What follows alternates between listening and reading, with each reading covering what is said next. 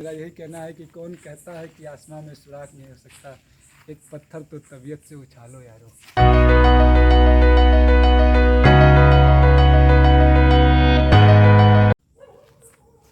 Hello friends, आप सभी को नमस्ते। मैं नवनीत मिश्रा आप सभी का स्वागत करता हूं। आज हम थोड़े बिल्कुल अलग टॉपिक पे बात करने जा रहे हैं। एक ऐसे शख्स से मुलाकात करने जा रहे हैं जो अपने आप में काफ़ी अनूठा है और उनकी तारीफ़ जितने कम उम्रों में उसने इतनी बड़ी उपलब्धियां हासिल की है काफ़ी कम होगी। तो बेहतर ये होगा कि हम उन्हीं के ज़ुबानी उनके कहानी सुनते हैं। तो स्वागत है बागीश जी आपका हमारे इस बहुत कार्यक्रम में। धन्यवाद कि आपने अपने चैनल पे मुझे बुलाया। नमस्कार दोस्तों, मैं वागीश शुक्ला और अभी मैं वर्तमान में हैदराबाद विश्वविद्यालय के हिंदी विभाग में शोध छात्र हूँ। प्रोफेसर आलोक पांडे सर के निर्देशन में मेरा शोध कार्य है, मेरा शोध क्षेत्र निबंध है। और मैंने स्नातक की पढ़ाई अपना काशी हिंदू विश्वविद्यालय वाराणसी से की है और परास्नातक मैंने हिंदू कॉलेज दिल्ली विश्वविद्यालय से किया है। अच्छा। और 12th तक की पढ़ाई मैंने अपने गाँव से की। तो बागीश जी पीएचडी रिसर्च स्कॉलर हैं हिंदी में यहाँ पर, और जैसा कि इन्होंने कहा कि दिल्ली विश्वविद्यालय से द हिंदू से ना हिंदू कॉलेज से मास्टर्स किया और बीएचयू से इनका ग्रेजुएशन है। जी। और अभी जो आपने रिसेंटली कहा कि असिस्टेंट प्रोफेसर में आपका चयन हो गया है, यूपी में जो एग्ज़ाम हुआ था, विज्ञापन और जब ये रिजल्ट आया तब आपकी तकरीबन उम्र क्या रही होगी? उस समय मैं 24 साल का था। 24 साल का। जी। और 24 साल में लोग पीएचडी का प्रिपरेशन करते हैं कि how to clear PhD and how to write this exam that exam, और 24 साल में ये भावी महोदय प्रोफेसर बन चुके हैं। तो आप समझ सकते हैं इनकी कितनी बड़ी मतलब गुणगान कही जाए। और सबसे बड़ी रहस्यमयी बात जो कि आप लोग बने रहे मैं बताऊंगा, जो रहस्य वाली बात ये है, यह 2 साल तक बिल्कुल बेड पे रहे हैं और कैंसर नामक जो समझ सकते हैं एकदम हमारे तरफ तो लेफ्ट कान छुआ जाता है अगर आप इस बीमारी का नाम ले लेते हैं। समाज में एक तरीके का टैबू भी है, टैबू लोग भी नाम है। सुनकर एकदम इस घबरा बीमारी जाते से यह लड़ चुके हैं और ये आखिरी स्टेज पे थे, आप समझ सकते हैं। और यह ज़्यादा लंबे दिन की बात नहीं है, 25 से कम उम्र में 2 साल बेड पे रहना और उसके बाद असिस्टेंट प्रोफेसर में चयन, एचसीयू में पीएचडी, क्या कहें मतलब 4 चांद भी कम होगा, 5-7 चांद लग गए हैं। नहीं, ये सब लोगों की तो दुआओं का। तो बागीश जी मैं यह जानना चाहूँगा, going back to little your that time when you were struggling with the life and what to do, आप तब मास्टर्स कर चुके थे? नहीं, उस समय मैं मेरा फर्स्ट ईयर हो चुका था, मेरा सेकेंड ईयर चल रहा था। हाँ। और मैं उस समय दिल्ली विश्वविद्यालय में गांधी भवन है और गांधी भवन में एक प्ले था स्वच्छता से स्वच्छाग्रह करके, जो हमारा सरकार का एक कैंपेन था, तो उसमें मैं गांधी का रोल कर रहा था। अच्छा। और गांधी के रोल के दौरान मैं मतलब प्ले कर रहा था, तो उसमें मैं गांधी के रोल में था। उसके बाद मेरा मतलब मास्टर्स चल ही रहा था सेकेंड ईयर, फिर मैं गाँव आया था, यूपी पीसीएस का मेरा एग्जाम था। अच्छा। तो मुझे ये कब की बात है? लगभग ये 2018 की बात है। 2018 की बात है। यूपी पीसीएस का एग्जाम था और उसकी वजह से मैं गांव आया हुए। तो मुझे थोड़ा वही खाने पीने में थोड़ा सा क्या होता था, जलन होती थी। तो मैं गांव गया तो पापा बोले कि मतलब दिल्ली रहते हो, वहाँ खान पान थोड़ा इधर उधर होगा, चलो मैं अपने हिसाब से अच्छे से दिखा देता हूँ। तो वहाँ पे हमारे मामा हैं KGMU में, तो उन्होंने उनके मतलब वो वार्ड बॉय हैं वहाँ पे, तो उनका गैस्ट्रोलॉजी डिपार्टमेंट में जो डॉक्टर है उनका अपना अच्छा था, तो उनके साथ फिर पापा बोले कि चलो दिखा देते हैं। तो वहाँ पर मैं गया और मुझे कोई ऐसा कोई बड़ी दिक्कत नहीं हो रही थी। मतलब आप सोचिए कि 4th स्टेज कैंसर था, मुझे कोई ज़्यादा बड़ी प्रॉब्लम नहीं। 4th स्टेज कैंसर, और नाम से ही आधा जान प्राण मतलब हलक में आ जाता है। जी। और लोग नाम सुन के ही घबरा जाते हैं और मेरे लिए भी एकदम मतलब आश्चर्यजनक वाला था। और मैंने उसके पहले केवल युवराज सिंह का केवल सुना हुआ था कि अच्छा, हाँ, युवराज सिंह पेपर में, और ऐसा लगता था कि बड़े लोगों की बीमारी है, मतलब कभी सोचा ही नहीं था कि मतलब इस तरीके का हो। तो मैं वहीं पर गया दिखाने, तो इंडोस्कोपी बीमारी पक्षपात नहीं करती। तो वही वो तो मतलब किसी को सब जाति वर्ग धर्म सबसे परे है। तो वहाँ पर फिर वो गया, तो वहाँ पर उन्होंने बोला कि इंडोस्कोपी करते हैं। तो इंडोस्कोपी में उनको थोड़ा सा क्या हुआ कि शक हुआ, तो उन्होंने क्या किया कि वो बायोप्सी के लिए सैंपल लिया और उस सैंपल को उन्होंने 2 जगह भेजा। एक तो ये 18-19 की बात, हाँ 2018 की अक्टूबर की बात है ये, मैं वही आया हुआ था। तो उन्होंने सैंपल लिया और अपना वो सैंपल 2 जगह भेजा। एक तो उन्होंने KGMU में खुद किया और दूसरा उन्होंने लोहिया में भेजा। तो KGMU की रिपोर्ट जो है वो 1 हफ्ते में आ गई और 1 हफ्ते में आई तो उन्होंने बताया कि 4th स्टेज पेट का कैंसर है और इसका इलाज जो है मतलब 6 महीने से ज़्यादा। ओसोफोगस टाइप से कुछ अनाज जहाँ से जाती है क्या? हाँ, नहीं कुछ भी ऐसा दिक्कत नहीं होता, नॉर्मल कोई जैसे बड़ी प्रॉब्लम नहीं हो रही थी। मतलब जैसे होता है आप गोलगप्पे खा ले या फिर मतलब ये मेस का खाना इतना तीखा है तो आपने खा लिया तो थोड़ा जलन हो गई, जस्ट नॉर्मल ऐसे। तो उन्होंने जब सैंपल भेजा तो उनकी रिपोर्ट पहले आ गई और उस रिपोर्ट में आया कि 4th स्टेज पेट का कैंसर है। तो उन्होंने बोला कि 6 महीने से ज़्यादा लाइफ नहीं है, मतलब मना कर दिया। उसके बाद फिर हलक तक आ गई जान। हाँ, तो डॉक्टर इनको बोला कि आपकी अब जान बस 6 महीने के हैं, 6 महीने में जितना ज़िंदगी जीना है जी लें। और समझ सकते हैं क्या स्थिति रही होगी ना इनके परिवार वाले के, परिजनों की, दोस्तों की, जब वो आपको दौर ऐसा मतलब था कि यमराज बोल दे कि आप 6 महीने और रहने वाले हैं, नहीं, यमराज ने नहीं बोला था, और डॉक्टर ने बोला यकीनन था। 4 साल बाद आप हमारे सामने हैं। जी, नहीं तो वही था। फिर उसके बाद वहाँ पीजीआई में दिखाया, तो पीजीआई में भी उन्होंने जब एफएनएससी किया तो उन्होंने भी उसी रिपोर्ट को मतलब बोला कि नहीं, उन्होंने भी मना कर दिया। लेकिन वो रिपोर्ट उन्होंने मतलब 2 जगह सैंपल भेजा था, तो एक जो लोहिया भेजा था उसका अभी तक रिपोर्ट नहीं आई हुई थी। तो उसके बाद हम वहाँ से फिर मैं और मेरे भैया जो थे, हम लोग सीधे वहाँ एक डॉक्टर सुरेश अडवाणी है, उनका हमने बस नाम सुना था। हाँ। तो सीधे मैं वहाँ पे चला गया मुंबई की, नहीं घर नहीं जाएंगे भैया, बोला कि मुंबई में यानी आगे का इलाज हाँ, करवाए। कि अब इससे बुरा तो कुछ हो नहीं सकता। इससे अच्छा है कि अब जो भी जितनी भी संभावना है उन संभावनाओं को तलाशते हैं। तो हम और मेरे बड़े भैया जो कि क्या कहते हैं उसी समय बैंक में उनका सिलेक्शन हुआ था, मतलब तो बड़े भाई भी इनके बैंक में कार्यरत हैं। जी, आपसे जो बड़े भाई उनका हैं, इस कौन से बैंक में है वो? वो अभी इंडियन बैंक में है। पहले इलाहाबाद बैंक था, जो बाद में मर्ज होकर इंडियन बैंक में हो गया। तो उनका काफ़ी मतलब योगदान है इस पूरे उसमें, क्या कहते हैं, उनका और उनके बैंक का मतलब काफ़ी ये ज़्यादा। जिंदगी समझिए जो दूसरी जिंदगी मतलब पूरे भाई वही का। भाई का परिवार का, मतलब एक तरीके से जब आप बड़े संघर्ष में जाते हैं तो वहाँ पर जो आपकी सबसे बड़ी मजबूती होती है वो आपका परिवार होता है, और जीता जागता उदाहरण हमारे सामने है यहाँ। वही परिवार ही एक मतलब इस दुनिया में जो होता है कि आपके हर मुश्किल परिस्थितियों में खड़ा होने का काम, जैसे पापा हैं, मम्मी है, और भी जो परिवार के तो सदस्य हैं। जैसे हम अगर आपसे थोड़ा इसको फास्ट फॉरवर्ड करते हाँ, हैं, हाँ। तो ये संघर्ष वो रिपोर्ट से लेकर जब आप मुंबई की तरफ रवाना हुए और जो रिलीज हुए आप हॉस्पिटल से, ये लगभग कितने दिनों का संघर्ष चला? 1.5 साल का, मतलब 1.5 साल, लगभग आप कह सकते हैं 17-18 महीने। हाँ, पूरा 1.5 साल का क्या कहते हैं वो था। तो उसके बाद जब वहाँ गया तो उन्होंने बोला कि नहीं, पेट का कैंसर नहीं हो सकता, मतलब क्योंकि मेरा वजन उतना कम नहीं हुआ। अच्छा। मतलब डॉक्टर ने को उसी दौरान फिर लोहिया की रिपोर्ट आती है और हम वो मुझे पेट सीटी करवाने के लिए सुसरित में एक हॉस्पिटल है वहाँ पे भेजते हैं। लोहिया की रिपोर्ट आती है तो उसमें आता है कि लिम्फोमा 4th स्टेज का है। 4th स्टेज लिम्फोमा है लिम्फोमा तो 4th उसके बाद फिर हम लोग टाटा जाते हैं, टाटा वाले फिर KGMU का बायोप्सी मंगाते हैं, वो कंफर्म करते हैं। देन फिर क्या होता है कि वो भी यही बोलते हैं कि लिम्फोमा है, और फिर हमारा जो केस है वो हेमेटोलॉजी डिपार्टमेंट में जाता है। और वहाँ से फिर उन्होंने बोला कि 6 साल का क्या कहते हैं आपको कीमो करना पड़ेगा, 3 मतलब उसके बाद रेडियोथेरेपी। लेकिन वहीं पर क्या होता है कि उन्होंने ये बोला था कि 70% लोगों में कैंसर दोबारा नहीं आता है। अच्छा। लिम्फोमा में, लेकिन 30% लोगों में आता है। दोबारा आ जाता है। तो ये पहले से कोई नहीं बता सकता कि किस में आएगा किस में नहीं आएगा, क्योंकि कैंसर का एक होता है कि वो बॉडी टू बॉडी एक अलग और थोड़ा ये अजीब नहीं लगा कि मतलब 22-23 की उम्र में इतना बड़ी बीमारी, जिसका कि कई लोग, मैं बता रहा हूँ 22-23 तक नाम भी नहीं सुने था कि है क्या। 21 साल का था। 21 साल का नाम भी लोग नहीं जानते हैं सही। नहीं एकदम मतलब बस नाम है जो बीमारी है, इससे रूबरू होना और अपने आप को मतलब नहीं। तो जैसे जब मुझे पहली बार ऐसे पता चला तो थोड़ा सा ऐसा लगा कि मुझे कैसे हो सकता है, जैसे मैं कुछ खाता पीता भी नहीं हूँ बाहर का।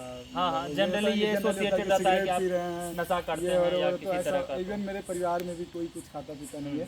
तो थोड़ा सा मतलब ऐसा लगा कि अरे मुझे कैसे हो सकता है। लेकिन अब तो सच्चाई है, और जब तक आप किसी सच्चाई को स्वीकार नहीं करते उससे निकल नहीं सकते। तो वो सच्चाई थी हमारे सामने कि हाँ मुझे कैंसर हो गया, अब मुझे उससे निकलना है। तो वहीं पर ये ठान लिया था कि नहीं, अब मुझे इससे निकलना है। परिवार का पूरा सपोर्ट था, दोस्तों का सपोर्ट था, और भैया हमारे पूरे तरीके से, मतलब ये था कि किसी भी चीज़ से आड़े नहीं आएगा, हमें इससे निकलना है। जो सबसे बड़ी बात होती है फाइनेंशियल कॉन्स्ट्रेंट, जो सबसे बड़ी बाधाएं होती है। जी। क्योंकि अगर देखा जाए कैंसर, इससे लड़ने का एकमात्र उपाय पैसे हैं। जी। जहाँ तक मेरा मानना है। हाँ, दुआएं मन्नत तो बहुत बड़ी चीज़ है, उसके अलावा अगर आपके पास पैसे नहीं है तो इलाज के बारे में आप सोच भी नहीं सकते। बिल्कुल, क्योंकि इसकी दवाइयाँ इतनी महंगी हाँ, हैं। बिल्कुल। तो इन सब को आप मतलब एज ए चैलेंज एक्सेप्ट किए, फिर सारा अरेंज मतलब करना। फाइनेंशियल को हमारी फैमिली ने चैलेंज एज एक्सेप्ट किया, मेंटली और फिजिकली हमने उसको किया। दरअसल कैंसर का जो संघर्ष है ना, वो किसी एक व्यक्ति का संघर्ष नहीं है, वो पूरे परिवार का संघर्ष होता है। वो पूरे जो उसकी एक छोटी सी दुनिया होती है ना, उसका पूरा संघर्ष होता है। तो उसमें मतलब जो व्यक्ति होता है वो मानसिक और शारीरिक रूप से क्या कहते होता है, लेकिन बाकी लोग मानसिक और आर्थिक रूप से पूरी तरीके से परेशान रहते हैं। और एक बड़ा चैलेंज होता है वो आर्थिक का, जैसा आपने कहा है, वो सबसे बड़ा है। तो मैं ये जानना चाहूँगा, जैसे कोई अगर हो बेड पे हो, जब डॉक्टर 6 मंथ बोला है, ऑलमोस्ट आप मृत्यु सैया पे हैं, जैसे हमारे पिता में थे सैया पे लेटे हुए वो दिन गिन रहे थे, और आपको ऊपर से आ गया है वर्डिक्ट कि आप 6 ही महीने बचे हैं। हाँ। चलिए इलाज चल रहा है, वो तो डॉक्टर दुआएं है, रहती जी, हैं। जी, हाँ, जी, जी। और फिर उसी बीच आपने बोला कि वो फॉर्म आ गया यूपी वाला, तकरीबन यूपी वाला लास्ट फॉर्म में। नहीं, यूपी वाला फॉर्म तो आपका 21 में है। मेरा ट्रीटमेंट 2018 से 2019 का है। 19 लास्ट मेरा तक चला। एमए उस समय मतलब सेकेंड ईयर था। तो फिर एमए कैसे कंप्लीट हुआ? तो वहाँ से उसके बाद वही मैं बोला ना कि मेरा मतलब वो 70% जो मैंने बोला कि 70% में डॉक्टर ने बोला था कि नहीं आता है, 30% में आता है। तो दुर्भाग्य से क्या हुआ कि एक तो होता है एकदम नीम ऊपर से करेला चढ़ा, तो कैंसर ही इतना वो, तो उसमें मुझे क्या हुआ, मेरे ट्रीटमेंट के दौरान ही मेरा कैंसर फिर से वापस आ गया, रिकरेंस कर गया। और रिकवर हो गया। तो फिर उसमें क्या था कि जो पहले का प्लान था, डॉक्टर ने बोला कि रेडियोथेरेपी नहीं करेंगे, बोन मैरो ट्रांसप्लांट करेंगे और आरबीडीटी पहले करेंगे। अगर पूरी तरीके से कंप्लीट रिमिशन हो जाता है मतलब, तब क्या कहते हैं हम इस ट्रीटमेंट को आगे बढ़ाएंगे। तो संयोग ये अच्छा था हमारे साथ, जो हमारा 6 साइकिल कीमो के बाद तीसरा आरबीडीटी का जब साइकिल कीमो हुआ तो उसमें कंप्लीट रिमिशन आया। और देन फिर क्या कहते हैं बोन मैरो ट्रांसप्लांट, जो कि सबसे ज़्यादा चैलेंजिंग था इस पूरे फेज में। बोन मैरो ट्रांसप्लांट फाइनेंशियली रूप से, मेंटली और फिजिकली रूप से भी, क्योंकि बोन मैरो ट्रांसप्लांट में एक रिस्क होता है। डॉक्टर ये बोलता है कि मतलब आप वेट एंड वॉच वाला सक्सेस होगा अगर ट्रांसप्लांट, वो भी श्योर नहीं रहते हैं। हाँ, डॉक्टर सक्सेस हो गया तो बहुत अच्छा, नहीं हुआ तो फिर बहुत ज़्यादा क्या कहते हैं वो। लेकिन इसमें हमारे जो डॉक्टर थे, मुझे सबसे ज़्यादा मतलब एक तरीके से एक पूरा वहाँ एक नया सपोर्ट, नई दुनिया। डॉक्टर मतलब हमारे ऐसे थे कि मैं कुछ भी बोलता था, कुछ भी वो तुरंत तैयार रहते थे। एक मतलब फैमिली टच जैसा हो गया था, जिस कारण से मतलब हाँ, आप इसको तो ओवरकम कर हाँ, पाए। तो वो मतलब उस चैलेंज को उन लोगों ने काफ़ी तरीके से क्या कहते हैं काफ़ी अच्छे से हैंडल किया।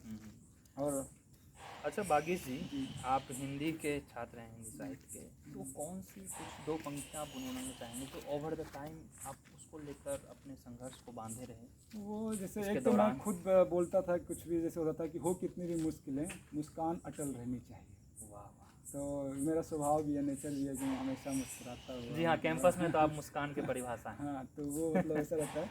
और दूसरा एक कुंवर नारायण जी की एक पंक्तियाँ हैं कि कोई दुख जो है मनुष्य के साहस से बड़ा नहीं है, हारा वही जो लड़ा है। तो मतलब जब आपको ये पता है कि अब इससे बुरा आपके पास कुछ नहीं हो सकता, मतलब आपको बोल दिया गया कि अब आप इससे ज़्यादा नहीं है, इससे बुरा क्या हो सकता है, तो अब लड़ना है, उससे जितना भी पॉजिटिव आएगा अब अच्छा ही होना है।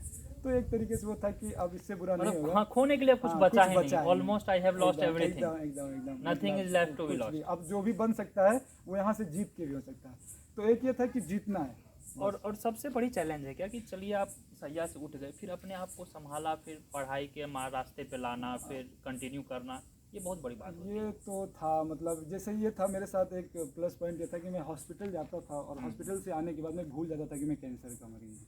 मतलब मुझे ऐसा बहुत कम बार ऐसा आसान ये है नहीं, इतना आसान है नहीं, लेकिन वो एक उस समय पीरियड उस समय ऐसा था कि वो ऐसा मतलब एक जज्बा था, जो भी अंदर से आ गया था कि अब इससे नहीं था निकलना। मतलब एक होता है आपको सनक सा आ जाती, नहीं ऐसा कैसे हो सकता है, मतलब इतनी जल्दी कैसे तो आपके पास मैं तो आपके मतलब ये मानसिक कुशलता को ज़्यादा यहाँ पर दूंगा, जो जिस तरह से आपने ओवरकम किया है, ये मेंटल फाइट था ओवरऑल अगर देखा जाए पूरी तरीके से। ये जो पूरा मतलब 4th स्टेज, ये डॉक्टर भी मेरे बोले कि ये आपका मतलब जो पॉजिटिव एटीट्यूड था, मतलब एज ए केस स्टडी भी अभी वहाँ चल रहा हाँ, होगा। मतलब ये अच्छा हमेशा मतलब एक प्लस पॉइंट रहा कि कभी मतलब जब मैं थोड़ा मतलब परिवार के लोग बाकी लोग परेशान होते हैं, ऐसा मैं भी परेशान होता, लेकिन वो कभी अपने ऊपर हावी नहीं होने दिया कैंसर को। हमेशा मतलब उसको ये रहा कि जैसे पापा भी मेरे बोलते थे, वो मतलब ईश्वर में काफ़ी आस्था रखते हैं, तो उनका भी एक होता था। तो जब भी मैं कभी मान लीजिए जैसे मेरा दोबारा जब कैंसर आया तो मैं थोड़ा सा एक बार वो हुआ, तो पापा बोलते थे कि नहीं मतलब कुछ भी हो जाए, कितना भी बुरा हो जाए, लेकिन हम यहाँ से निकलेंगे, मतलब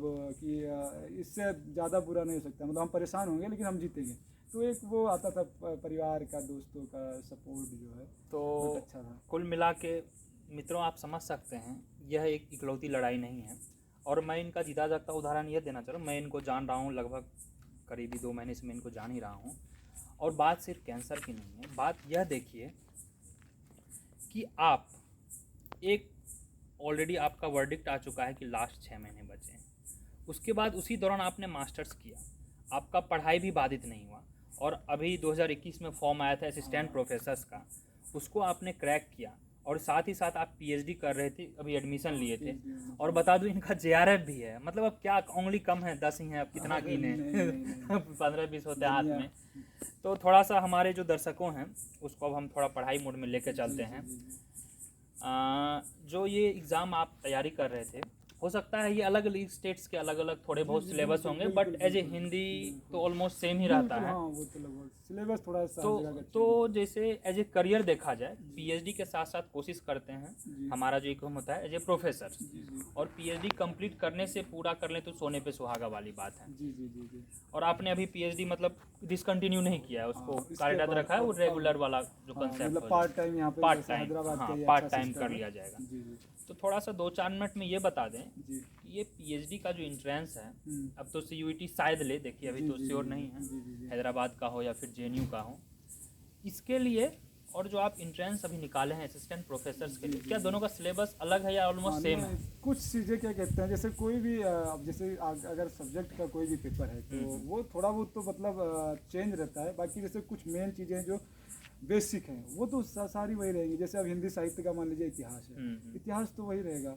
आपको अगर टेक्स्ट में हो सकता है कि कुछ कविताएं कहीं अलग लगी हों, जैसे वहाँ पे उपन्यास अलग लगी हों, कहानी अलग लगी हो, लेकिन जो बेसिक है वो एक मतलब हर जगह के लिए, चाहे वो नेट जेआरएफ के लिए हो, अच्छा, कहीं के पीएचडी के लिए इंट्रेंस के लिए हो, या फिर कहीं के असिस्टेंट प्रोफेसर के तो लिए हो। संक्षिप्त में वो आप थोड़ा आप ये- जो कंबाइंड रूप से, जी, जो जी। नए दर्शक होंगे हमारे, कंबाइंड रूप से आप ये बता दें जी। जो कौन कौन किताबें जो है मतलब एकदम दृढ़ निश्चय रूप से उसको करना ही करना है, जैसे अगर आप एचसीयू के लिए जो कह कि रहे हैं- जो कि ओवरऑल हो, जेएनयू एंट्रेंस के लिए भी काम देते हैं, अब तो सीयूईटी होगी शायद, जी जी जी। नेट जेआरएफ के लिए भी काम देते हैं, और कहीं आप ऑब्जेक्टिव एग्जाम के लिए अपेयर होते हैं जो प्रोफेसर्स वगैरह के नहीं, तो एग्जाम के उसमें लिए। मुझे लगता है कि आपको जैसे एक कोई हिंदी साहित्य का इतिहास, जैसे बहुत सारे हैं आप मतलब जिसमें आप कंफर्टेबल हो, आचार्य रामचंद्र शुक्ल का है, आचार्य रामचंद्र हिंदी शुक्ल, हाँ। साहित्य का दूसरा इतिहास है बच्चन सिंह का है, रामचंद्र तिवारी जी का है, या फिर मतलब जिसमें भी आप एक किसी या जो अगर आप एकदम शुरुआत से शुरू करें तो हिंदी साहित्य का सरल इतिहास है जो एनसीईआरटी वाली 12वीं का, अच्छा, उसका मतलब कोई भी एक बुक जो एक बेसिक इतिहास की जो साहित्य को समझ के लेकर वो आपको एक बहुत basic- सारी हाँ, किताबें हैं। वो एक बेसिक आप कोई भी अपने हिसाब से चूज कर सकते हैं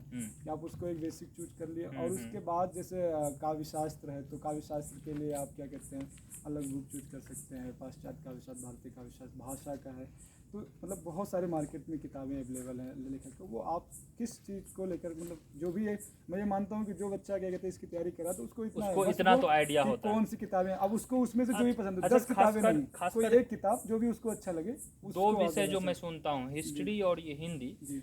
इसमें खासकर हिंदी में कहा जाता है कि मतलब रट्टाफिकेशन बहुत ज़्यादा जरूरी है, खासकर जेआरएफ वगैरह का आप अगर एग्जाम निकालना अभी चाहते जो हैं। आप पैटर्न देखेंगे हाँ, जो क्या अभी- concept का ज़्यादा रोल है या रट्टाफिकेशन अभी ही नहीं, चाहिए? नहीं, अभी जो जेआरएफ का पैटर्न है उसमें रट्टाफिकेशन का उतना वो नहीं है। अच्छा, आपको मतलब जो टेक्स्ट लिंकेज लगा है, हुआ है, आपको जो context। टेक्स्ट लगा हुआ है उस टेक्स्ट की बेहतर समझ होनी चाहिए, वो आप टेक्स्ट पढ़िए। जैसे अक्सर क्या होता है किसी भी एग्जाम के लिए मूल क्या होता है सिलेबस, हम क्या है तैयारी शुरू कर देते हैं सिलेबस को बिना देखे हुए, तो हमें जो सिलेबस लगा हुआ है ना उस सिलेबस को ध्यान देने की आवश्यकता है। मेन क्या है कि सिलेबस है, उस सिलेबस के हिसाब से हमको सिलेबस की पकड़ अच्छी होनी चाहिए। तो वो चीज़ जो है ना, पहले क्या होता था कि पहले की जो जेआरएफ पेपर थे और अब चाहे वो फर्स्ट पेपर हो या फिर जो आपका सब्जेक्ट का पेपर हो, वो ना बहुत ज़्यादा आपके टेक्स्ट पे आ रहा है और कॉन्सेप्चुअल आ रहा है, उसमें समझ पे आ रहा है, या फिर आपको उस जो टेक्स्ट लगाओ उससे ज़्यादा क्वेश्चन आ रहे हैं। एक जो कॉमन है साहित्य के इतिहास से कि मान लीजिए आदिकाल से, भक्ति काल से, रीतिकाल से, आधुनिक काल से, छायावाद से, मतलब जो भी कविता ये है वहाँ से जो एक कॉमन जो आता है वो आप बेसिक समझ के लिए कोई एक इतिहास की बुक ले लीजिए, उससे पढ़िए। दूसरा जो टेक्स्ट लगा हुआ, अगर मान लीजिए कि आपके पास अभी जैसे जेआरएफ का एग्जाम होने वाला है, बहुत कम समय बचा है, तो कोई आप कम समय में पूरे टेक्स्ट नहीं पढ़ सकते, नहीं पढ़ सकते, तो बहुत सारी Selected होना पड़ेगा थोड़ा। बहुत सारी किताबें अवेलेबल, जैसे दृष्टि का है, दृष्टि में का है, विकास सरकारी का है। शार्ट में दिया हुआ है, आप उसको देख लीजिए। नहीं है तो आप डायरेक्ट जितने टेक्स्ट लगे हुए हैं उनको आप डालिए, नेट पे डालिए, उसके बारे में एक ओवरव्यू आपको कम से कम बहुत मतलब आप पूरा पढ़िए और नोट मेकिंग बनाना कहाँ तक यथोचित है? ये व्यक्ति के ऊपर है। जैसे मैंने कभी आज तक अपनी ज़िंदगी में नोट्स नहीं बनाए। भगवान का दिया हुआ इतना बड़ा शार्प ब्रेन है, नोट्स का क्या जरूरी है? तो नोट्स क्या है कि वो ये कुछ चीज़ें ना व्यक्तिगत होती है। आप अगर नोट्स में कंफर्टेबल हैं तो नोट जरूर बनाना चाहिए। एक कोई प्रैक्टिस बुक ले लीजिए। बाकी एक एनटीए का एक अभ्यास ऐप है, उस ऐप को मैं अच्छा, ज़्यादा बोलूँगा। हाँ, अभ्यास ऐप वो गूगल पे, प्ले स्टोर पे अवेलेबल है, आप लोग डाउनलोड कर सकते हैं। उससे आप फर्स्ट पेपर और अपना हिंदी का भी, वो दोनों पेपर डाउनलोड करके, उससे क्या होता है कि आप टाइम लिमिट के अंदर जो अभी आज का एनटीए का वो है उसके हिसाब से आप क्वेश्चन। और जेआरएफ लेवल का अगर आपका प्रिपरेशन रहेगा तो मुझे लग रहा है जो यूनिवर्सिटी के एंट्रेंस है, हाँ, आराम से वो निकल हो जैसे जाएगा। हैदराबाद के बारे में थोड़ा सा यूनिक है, जैसे बाकी जगहों पे आप देखेंगे कि थोड़ा सा, लेकिन यहाँ पर क्या है कि यहाँ कुछ चीज़ें जैसे अपडेटेड पूछता है। अच्छा, हैदराबाद के बारे में ये थोड़ा यूनिक। अगर आप एचसीयू के लिए कर रहे हैं तो खासकर टेक्नोलॉजी में हिंदी से रिलेटेड जो सॉफ्टवेयर आए जो, या फिर फर्स्ट पेपर में जैसे गवर्नमेंट की कुछ नई योजना अच्छा, आई खासकर हुई है, हिंदी को तो लेकर। हाँ हिंदी को लेकर या फिर फर्स्ट पेपर में जो क्वेश्चन मतलब थोड़ा current related issues current related थोड़ा सा वो, जैसे अभी मान लीजिए अभी गीतांजलि श्री को क्या कहते हैं रेत समाधि पे उपन्यास मिला, उपन्यास पे मैन होकर मिला, तो ये थोड़ा सा करंट से जोड़ के फिर आपको विदेशी कुछ लिटरेचर का भी कुछ पूछ लेता है, तो मतलब ये थोड़ा यूनिक लेता है। तो इसके लिए हमें थोड़ा सा अलग से अपडेटेड रहना होगा, वो आपको किसी किताब में, किसी गाइड में, किसी कुंजी में नहीं मिलेगी, वो आप थोड़ा सा उस समय के हिसाब से परिप्रेक्ष्य से थोड़ा आप देख लेंगे तो वो बेहतर रहेगा आप HCU के लिए। अच्छा, HCU के लिए अगर CUET हो जाती तो कॉमन। हाँ, तो अगर common पर्टिकुलरली HCU के लिए आते हैं तो इन्होंने जो अभी आखिरी 4 चंद लम्हे कहे हैं उसको आप लोग फोकस करेंगे। जी अच्छा बाकी जी, अब हम लोग आखिरी मोड़ पे आ चुके जी हैं। जी जी। कुल मिला के आप लगभग जितने भी दिन HCU में रहे, हाँ। अगर 2 मिनट में आप HCU का एक्सपीरियंस शेयर कर सके हमारे व्यूवर्स के नहीं, लिए, मैं तो खुश के बस पल, गम के मैं- पल, अरे नहीं यहाँ पे कुछ मेरे लिए मीठे गम कुछ के पल, खट्टे। मेरे लिए गम के पल तो आए ही नहीं। मैं मतलब 2018 में क्या कहते हैं बीमार हुआ, हाँ। उसके बाद से मेरा कैंपस लाइफ एक तरीके से रुका रुका था। था। तो फिर कोरोना आ गया, मैं जब मुंबई से लौट के आया तो जस्ट कोरोना आ गया, तो हाँ, उसके बाद फिर पूरा लाइफ रुक गई। और सबसे बढ़िया जो मुझे HCU के बारे में लगा, क्योंकि मैं इसके पहले भी मेरे और भी कई सारे हाँ यूनिवर्सिटीज़ के BHU रह चुके हैं, आप experience DU रह चुके हैं। तो जैसे मैं PhD का बता रहा हूँ, तो मैंने कई जगह फॉर्म डाला, तो जो यहाँ पर एक ट्रांसपेरेंसी है अच्छा PhD एडमिशन में या फिर यहाँ पे एडमिनिस्ट्रेशन में आपका जो काम काफी smoothly- पारदर्शिता यहाँ पे आपको काफी देखने को मिली। काफी स्मूथली चीजें हो जा रही हैं, टेक्नोलॉजिकली मतलब आपको ड्रिवन है यहाँ। बहुत बहुत ज्यादा। और जो टीचर हैं यहाँ पे इतना स्टूडेंट फ्रेंडली है, मतलब एक तरीके से छात्रोन्मुखी अच्छा, छात्रों ये विभाग जो है हमारा, खास करके हिंदी विभाग हैदराबाद विश्वविद्यालय हिंदी क्षेत्र से अलग है, लेकिन जिस तरीके से छात्रोन्मुखी यहाँ पर है, चाहे वो हमारे विभागाध्यक्ष हो, टीचर हो, मतलब हम लोगों के जो भी गाइड सबको मिले, वो सब काफ़ी मतलब स्टूडेंट फ्रेंडली friendly और supportive टाइम, हैं हाँ काफ़ी सपोर्टिव है। टाइम टू टाइम क्या कहते हैं सारी चीज़ों का मतलब वो हो रहा है, या ऑफिस जो वर्क है, ये सब बड़ा अच्छा है। दूसरा मुझे ये यहाँ पर जो सबसे अच्छा लगा, क्योंकि मेरी ज़िंदगी का भी थोड़ा बहुत ऐसा संघर्ष का वो रहा है, और यहाँ पर भी मैंने देखा है कि यहाँ मतलब आप ऐसे देखेंगे तो दिन में इतनी धूप, हाँ, और पत्थर चट्टानों के बीच में इतने फूल खिले हुए, तो आपको मतलब जो जीवन की जीवटता होती है ना, वो यहाँ पर देखने को मिलती है। जीवन की जो जीवटता है वो यहाँ पर देखने को मिलती है कि मतलब प्रकृति पत्थर- का इतना अच्छा हाँ, सौंदर्य है। पत्थर से भी रस खींच ले रहा है। ओहो हो। मतलब मेरे साथ भी ऐसा रहा है कि एकदम से मतलब जीवन के बंजर भूमि से हम खिल के बाहर हैं, तो वो चीज़ मुझे यहाँ बड़ा हाँ, अच्छा बिल्कुल, लगता है। बिल्कुल, अपने बिल्कुल। जीवन से एकदम मतलब ऐसे लगता है कि जुड़ा मतलब एक हुआ है। जितना निरस्ता छा गई थी हाँ, उसका बहुत। मतलब सीमा नहीं था। बहुत बहुत ज़्यादा यहाँ आते ही इतना ज़्यादा, और कैंपस भी काफ़ी अच्छा है, बहुत सारे अदर डिपार्टमेंट की वजह से लोग भी आपके ठीक ठाक हैं, काफ़ी अच्छा काफी मिला। विविधता है, हाँ, कल्चरल काफी डाइवर्सिटी विविधता भी है, है। कल्चर। और एक नॉर्थ का इतना अच्छा एक्सपीरियंस था, मतलब एक काफ़ी समय वक्त वहाँ गुजरा, और चंद लम्हों मतलब एक कुछ महीनों के लिए हैदराबाद विश्वविद्यालय का, तो नॉर्थ को दक्षिण को भी एक्सप्लोर करने का बहुत 2-3 महीनों में ही आपने काफी हाँ, कुछ बहुत। अपने और यहाँ साथ। फ्लोरा फाउना है, मतलब आप निकले तो फ्लोरा और फाउना फाउना है। भी बहुत है, मतलब आप निकल रहे तो हॉस्टल के बाहर मृग एकदम वो हो रहा है, एकदम हाँ, हाँ, शांति से, एकदम मतलब कोई नहीं, तो इतनी सारी हम लेक ये है। उम्मीद रखेंगे कि आप अपना जुड़ाव और आप अपने जितने भी जूनियर्स वगैरह रहें जी जी अपने यूनिवर्सिटी में दाखिला पाएं, और बिल्कुल, यूनिवर्सिटी बिल्कुल, का बिल्कुल। हर तरफ से इसका वो उपयोग करें, क्योंकि नहीं, सिर्फ नहीं, बहुत यूनिवर्सिटी जरूरी का एक डिग्री मात्र रोल नहीं होता है, बिल्कुल बिल्कुल, वो पूरा व्यक्तित्व का जो निर्माण है वो निखर के बाहर भी कैंपस आता में ही है, होता निर्माण भी काफ़ी एक। जी जी तो बागी जी, अब हम लास्ट 2 मिनट में इसको रैप अप करेंगे, ये जी, थोड़ा जी। लंबा हो गया, मैं समझ सकता हूँ। जी जी जी। आखिरी अब इनसे कुछ मैं सवाल बातें इतनी है कि आप करते हाँ, जाइए, समाप्त मैं ही समझ नहीं गया। होंगे। मैं आपसे कुछ यह पूछना चाहता हूँ, जी जी जी आपके जीवन में अब तक जो भी लगभग 24-25 साल आप जो भी किए हैं, जी इसमें आपके लिए कितना महत्व मेहनत का रहा है और कितना महत्व लक का रहा है? क्योंकि जिस अवस्था से आप ऊपर आए हैं, जी जब सब कुछ भगवान पे हो, जी और वो कहते हैं ना भगवान उन्हीं का साथ देता है जो बहादुर हो। जी जी जी मेहनत तो मुझे जहाँ तक लग रहा है हर आदमी अपने जी, स्तर पे करते हैं, जी जी तो आप लक को कितना देते हैं महत्व? लक क्या मतलब, मैं उसे लक कहने के बजाय मैं अपने माता पिता के मतलब अच्छे कर्मों का फल आशीर्वाद, है वो, हाँ, आशीर्वाद मतलब है। मुझे ऐसा लगता है कि इतने क्या कहते हैं बंजर भूमि में आप पैदा होके उसके बाद भी आप लहलहा जाएं, तो उसके पीछे का जो किसान है ना, हाँ, हाँ। उसका मतलब उस किसान की जो मेहनत है ना, उसका बहुत ज़्यादा जो योगदान है, दिखती नहीं है, जो दिखती नहीं हमारे है। थाली में जो रोटी आ रही हाँ, है, उसके पीछे का वो नहीं दिखता। तो जो मतलब परिवार का, मम्मी पापा का, मतलब एक तरीके से जो उनका पुण्य प्रताप था, उनका मेहनत था, पुण्य प्रताप का देन वो है। सारी चीज़ें हैं। मेहनत तो हम करते हैं, और मेहनत उन्हीं के मार्गदर्शन में करते हैं ना, वो लगातार। बाकी ईश्वर का तो आशीर्वाद बिना कुछ हो ही नहीं सकता। तो वो तो है कि मतलब दोनों का वो रहता है और अच्छा रहा जो भी रहा, मतलब मैं उसे लग कहूँ, मेहनत कहूँ, आशीर्वाद कहूँ, जो भी है मतलब। तो मित्रों कुल मिला के बात ये है, ये इनका अब नेक्स्ट वीक ज्वाइनिंग है जी असिस्टेंट प्रोफेसर में।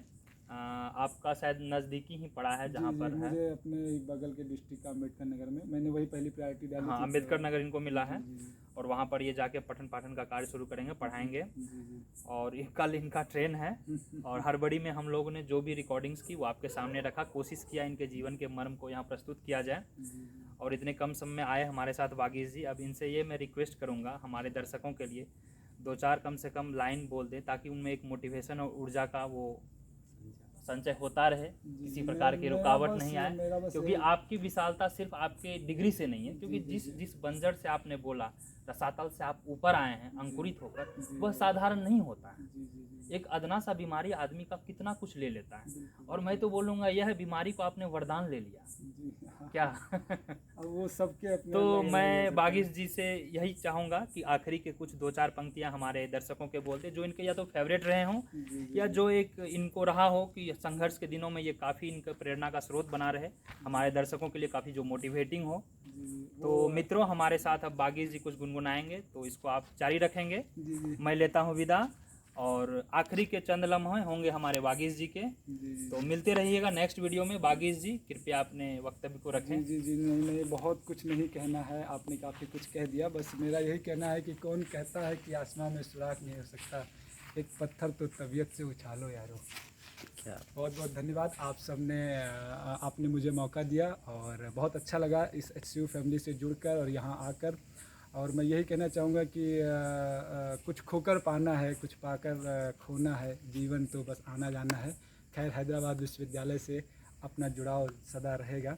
कम समय में इसने बहुत कुछ दिया, यहाँ इतने अच्छे दोस्त मिले, इतने अच्छे क्या कहते हैं टीचर मिले यहाँ पे, और हमें इस जीने का खुलकर पुनः मौका दिया। इसलिए मैं HCU फैमिली का बहुत तहे दिल से शुक्रगुजार हूँ। बहुत बहुत धन्यवाद दोस्तों।